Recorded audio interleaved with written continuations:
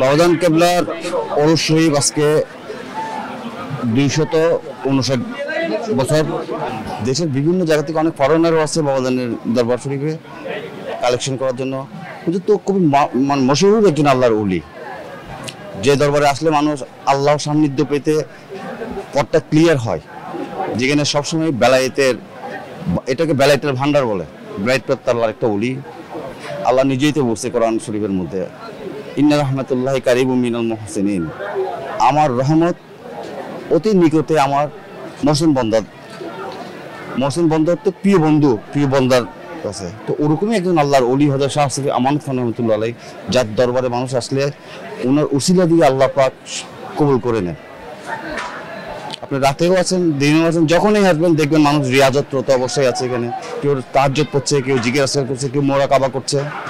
খতমে কোরআনের মাধ্যমে আমরা কর্মসূচি আরম্ভ করেছি এবং পরিশেষে খতমে মুজাদ্দিদিয়া, খতমে খাজেগান, গাউসিয়া শরীফ, খতমে বুখারী সহ বিভিন্ন ইবাদত এবং জিকির আজকার, মিলাদ, কিয়াম এই ইবাদতের মধ্যে অন্তর্ভুক্ত ছিল।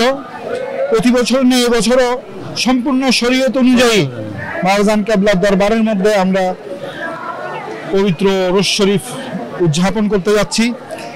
দেশ বিদেশের বিভিন্ন প্রান্ত থেকে একটা জিনিস কি, বাবাজান কেবলার এই দরবার শরীফের মধ্যে জাতি, ধর্ম, বর্ণ নির্বিশেষে সকলেই উপস্থিত হয় এবং সকলেই শ্রদ্ধা নিবেদন করে। আমাদের এখানে প্রতি বছরই লক্ষ লক্ষ মানুষের আগমন ঘটে। শুধু যে বাংলাদেশের নয় এমন নয়, বিভিন্ন দেশ থেকেও আগমন ঘটে। বিভিন্ন মাজার শরীফের এবং খানকা শরীফের সাজ্জাদানশীনগণ মেহমান হিসেবে এখানে আসেন।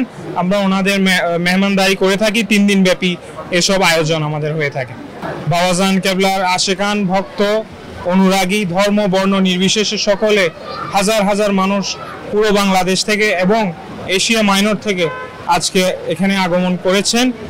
আমরা বাবাজান কেবলার আওলাদে পাকগণ এবং পরিবারের পক্ষ থেকে আগত আশেকিনদের সকাল থেকেই মেহমানদারি করে যাচ্ছি এবং বিভিন্ন কর্মসূচি নেওয়া হয়েছে বাবাজান কেবলার পরিবারের পক্ষ থেকে।